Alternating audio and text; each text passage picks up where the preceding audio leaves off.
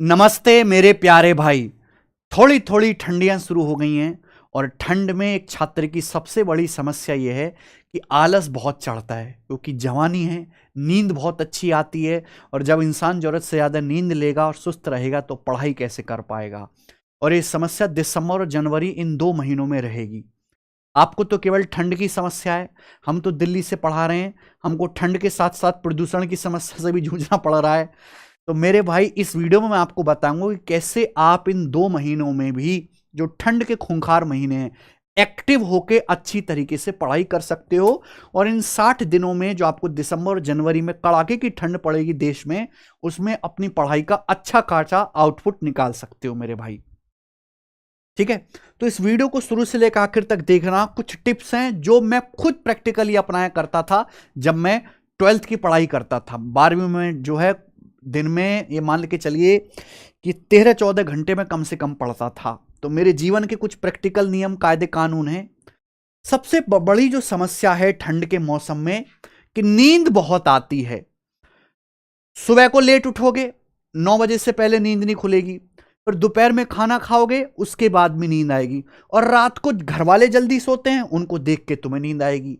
तो इस और दिन भी छोटा होता है, तो आपको पढ़ने के नंबर ऑफ आवर्स भी कम हो जाएंगे। ये सबसे बड़ी समस्या है। दूसरा कि पढ़ने का मन ही नहीं करता भाई। कोई एक्टिवनेस नहीं है ना, कोई एनर्जी नहीं है, कोई जोश नहीं है।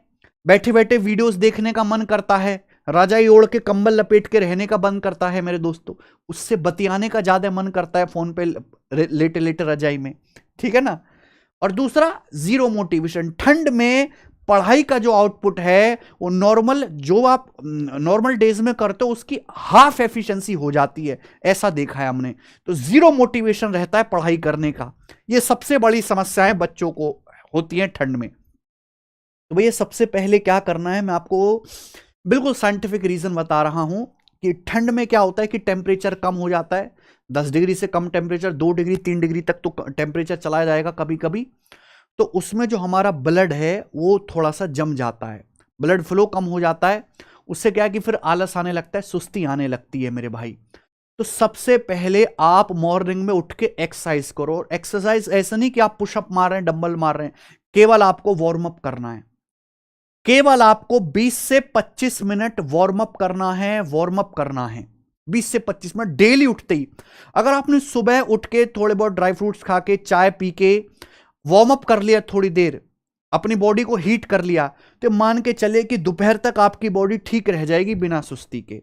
दूसरा, कि जितना पॉसिबल हो सके अपनी दिनचर्या का दिन का समय सनलाइट में बिताएं अगर पॉसिबल है। सबसे बढ़िया तरीका है कि दिन में धूप में जाके पढ़ें। अगर छत पे जाके पढ़ें, छत पे, घर की छत होती है, छत पे जाके पढ़ें। अगर धूप निकल रही है थोड़ी सी भी, उसका यूटिलाइज करें। सर्दी में अगर आधे घंटे 1 घंटे के लिए भी सूरज दिखाई देता है, धूप आती है, तो उस 1 घंटे को बिल्कुल भी मिस ना करें, तुरंत छत पे जाएं और छत पे जाके पढ़ें, बॉडी हीट रहेगी। तो 15-20 मिनट का कम से कम आपको डेली का वार्म अप करना है, हल्की एक्सरसाइज करनी है। दूसरा, कि पलंग पे लेट के पढ़ने की आदत बिल्कुल त्याग दीजिए। आप अगर ऑनलाइन क्लास भी देख रहे हो, जो जनरली हम गर्मी के दिनों में पलंग पर लेट के देखते हैं, जीएस की, इंग्लिश की या मैथ की भी, ऑनलाइन क्लास भी अगर आप देख रहे हैं तो वो भी आपको चेयर और टेबल पे बैठकर ही देखनी है। टेबल चेयर पे बैठकर ही आप प्रैक्टिस कर रहे हैं, वो तो टेबल चेयर पे बैठ के करना ही है। आपको लाइव क्लास भी, रिकॉर्डेड क्लास भी, यूट्यूब भी आपको टेबल चेयर पे बैठ के ही देखनी है। कोशिश ये करेगा कि आपके पास अगर प्लास्टिक की या लकड़ी की कुर्सी है तो आप उसके ऊपर गद्दी डाल लें, तौलिया डाल लें, जिससे कि हीट रहेगा मेरे भाई। तो चेयर पे तौलिया वगैरह डाल के तब आप पढ़े, लेकिन खुद की बॉडी को कवर ना करें कि चेयर पे बैठ गए, हल्का सा कंबल ले लिया, पूरी बॉडी को लपेट लिया, और उसमें आलस आना, थोड़ी देर गर्माई आना शुरू होगी, फिर आंख झपकेंगी। वो नहीं करना है। टेबल और चेयर पे बैठ के पढ़ाई करें। नियम मान लो कि इन 60 दिन जो है, अब जो है आज से या कल से ठंडी पड़ना शुरू हो जाएगी, जैसे जैसे टेबल चेयर पे बैठ के ही पढ़ाई करेंगे। दूसरी बात कि हल्का हल्का गुनगुना पानी पीते रहें। पानी की बोतल भर के रख लें, वो वाली पानी की प्लास्टिक की बोतल लेंगे, गर्म पानी भरा और आधे घंटे में पानी ठंडा हो गया। जो कौन सी बोतल बोलते हैं केशव इन्हें, हैं? ये ऐसी बोतल आती हैं, मैंने भी ले रखी है भाई, आप भी ऐसी बोतल मंगा लीजिए। इनमें पानी ठंडा रखोगे तो ठंडा रहेगा, गर्म करोगे तो इसमें गर्म रहेगा पानी। आप इसमें हल्का गुनगुना पानी भर के रख लें और हर आधे घंटे में, 20 मिनट में, 25 मिनट में वो गुनगुना गुनगुना पानी पीते रहें। कोल्ड ड्रिंक बिल्कुल भी ना पिएं और लिमिटेड खाना खाएं। सर्दी में फास्ट फूड वगैरह, बाहर का खाना, चाट, गोलगप्पे, पटाखा, पकौड़ी, ये सब कुछ भी ना खाएं। सर्दी में केवल घर का खाना खाएं और गर्म पानी, गुनगुना पानी पिएं। बहुत गर्म पानी आपको नहीं पीना और वो रेगुलर पीते रहें, जिससे कि आपकी बॉडी बिल्कुल भी ड्राई ना हो। पानी पीने से, गुनगुना पानी पीने से सर्दी में बहुत फायदा होता है, बॉडी हीट रहती है और पढ़ाई में मन लगता है। दूसरा कि पढ़ते समय छोटा छोटा ब्रेक लेते रहो। सर्दी में पॉसिबल नहीं है कि आप 4 घंटे या 5 घंटे एक बार में टिक के पढ़ सको, बिल्कुल भी पॉसिबल नहीं है। आप अगर आधे घंटा भी एक बार में कंटिन्यूस होकर पढ़ रहे हैं, बहुत है। और जरूर नहीं कि इसमें बहुत लंबा टारगेट रखा जाए, इन 2 महीनों में आप लिमिटेड ही पढ़ो चाहें, और जिस सब्जेक्ट में आपका इंटरेस्ट हो वो पढ़ो। जिस सब्जेक्ट में आपका इंटरेस्ट है, भाई मुझे तो मैथ बहुत अच्छा लगता है, इन 2 महीने मैथ ज्यादा पढ़ो। आप रटन तो अच्छे हो, आप रट अच्छे लेते हो, तो इन 2 महीने में जीएस ज्यादा रट लीजिए। तो इंटरेस्टिंग चीजें जिसमें आपका मन लगता है वो सब्जेक्ट ज्यादा पढ़ो। चाय कॉफी बीच बीच में लेते रहें, लेकिन उसकी आदत ना पालें। चाय ना कॉफी, कुछ भी शरीर के लिए अच्छा नहीं है। दूसरा मेरे प्यारे भाई, मोबाइल पे समय कम से कम बिताएं। मोबाइल में क्योंकि आप रील देखते रहते हो, उल्टी सीधी रील आती है, उस पर फिर आप इंसान का जो है दिमाग डाइवर्ट होता है। मोबाइल पे कम से कम समय बिताना है रील स्क्रॉल करने में। ये स्क्रॉलिंग की जो आदत है ना, ये बहुत खराब है। आदमी 2 घंटा बैठ के फिल्म देख लेगा, आदमी 1 घंटा दोस्तों के साथ गप्पे मार आएगा, उसमें कोई बुराई नहीं है, लेकिन वो बैठ के 2 घंटा स्क्रॉल करना ना, वो जीरो आउटपुट है। ना तो आपको उसके दिमाग को रिलैक्सेशन मिलेगा, ना आपका कोई एंटरटेनमेंट होगा, वो जीरो एंटरटेनमेंट। वो एंटरटेनमेंट तब तक ही है जब तक आपने वो स्क्रॉलिंग की है। स्क्रॉलिंग की आदत बिल्कुल त्याग दें मेरे दोस्त जी। आपको अपना जो है, जो सबसे डेडिकेटेड टाइम है, जिसमें आपकी एफिशिएंसी सबसे ज्यादा होती है, दोपहर में, रात के समय में, वो मेरे दोस्तों अपना चूज कर लें। आप 2-4 दिन प्रैक्टिकल करोगे तो पता लग जाएगा कि यार मैं दोपहर में 1 से 3 अच्छा पढ़ पाता हूं, या मैं शाम को 5 से जो है 9 बजे तक अच्छा पढ़ पाता हूं। वो टाइम आप निकालो और उसमें वो सब्जेक्ट पढ़ो जिसमें आपको लीस्ट इंटरेस्ट है या जो आपका कमजोर है, ठीक है। उस समय में 2-4 दिन के प्रैक्टिकल के बाद आपको चीजें पता लग जाएगी। अगर आपने लाइब्रेरी वगैरह ज्वाइन कर रखी हो, लाइब्रेरी बहुत दूर है, कोहरा होता है, तो कोई हार्डकोर पुशअप की जरूरत नहीं है। आप 1-2 महीने के लाइब्रेरी जाना बंद कर सकते हो, और मेरे हिसाब से ठंड में घर से ही पढ़ाई करो तो वो ज्यादा बेटर है, ठीक है। घर से ही पढ़ाई करो तो वो ज्यादा बेटर है मेरे दोस्तों।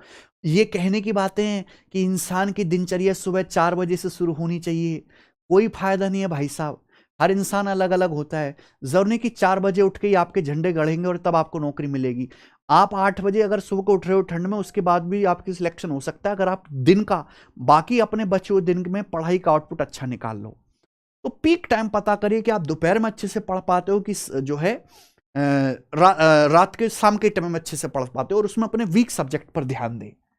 सभी मेरे भाई हमेशा मोटिवेटेड रहें। ठंड में आलस बार बार आएगा, आलस को हटाने का एक ही तरीका है कि जो भी आपका गोल है कि मुझे जीएसटी इंस्पेक्टर बनना है, मुझे इनकम टैक्स इंस्पेक्टर बनना है, मुझे 2 साल में इतने पैसे कमाने, मुझे अपनी बहन की शादी करनी है, या मुझे मकान बनाना है, या मुझे इतनी की एफडी करनी है, या मुझे अपने दादाजी के लिए कुछ करना है। जो छोटे छोटे हर इंसान के टारगेट होते हैं ना, इनको चाहे एक डायरी में लिख लो, और जो मोटी मोटी बातें हैं, जो भी आपका स्टडी एरिया है या स्टडी टेबल है, स्टडी रूम है, उसके सामने कार्डबोर्ड पे लिख के टांग दो कि जब भी आप रूम में एंट्री करें, जब भी आप रूम में एंट्री करें मेरे भाई, आपको वो सामने दिखे, वो टारगेट हटे ना बिल्कुल भी, ठीक है। घर का बनाया हुआ खाना खाएं।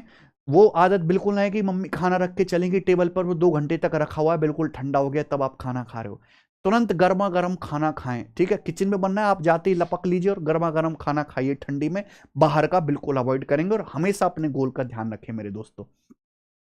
सबसे आखिरी और इंपॉर्टेंट पॉइंट है कि जब भी पढ़ने का बिल्कुल मन ना करे, तो जिस सब्जेक्ट में आपका इंटरेस्ट है, या जो चैप्टर आपने पढ़ लिया है, जिसका आपने रिवीजन कर लिया है, आपको जो लगता है कि मेरा मजबूत है, आप उसके हमारी एप्लीकेशन पे या वेबसाइट पर जाकर, जो टेस्ट रैंक की वेबसाइट है, ऐप है, आप उसको ओपन करो और उस चैप्टर के चैप्टर वाइज क्विज देना शुरू कर दो।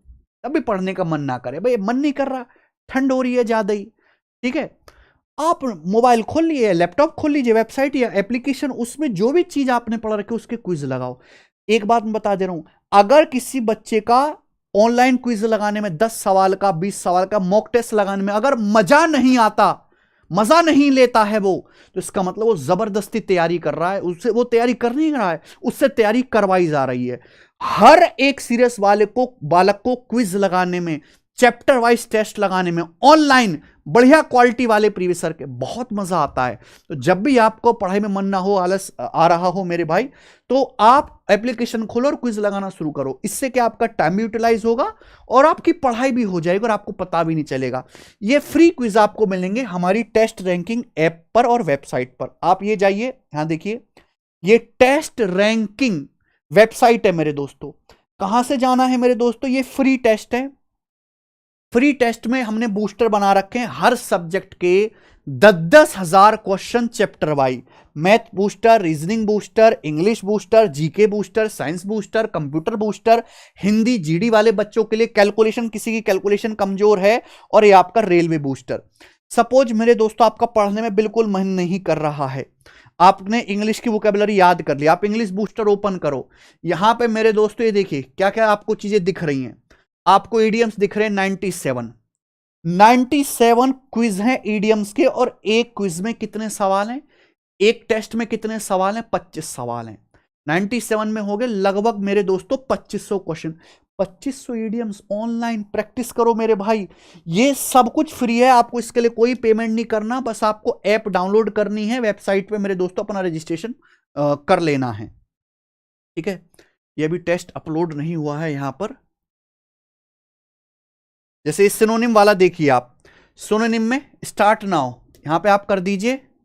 चल लैंग्वेज सिलेक्ट करनी है, पहले आपने इंग्लिश लैंग्वेज सिलेक्ट कर दी, ये देखिए दिख रहा है पोंडर, ये जो शब्द है PONDER, इसका सिनोनिम क्या है, 4 ऑप्शन है।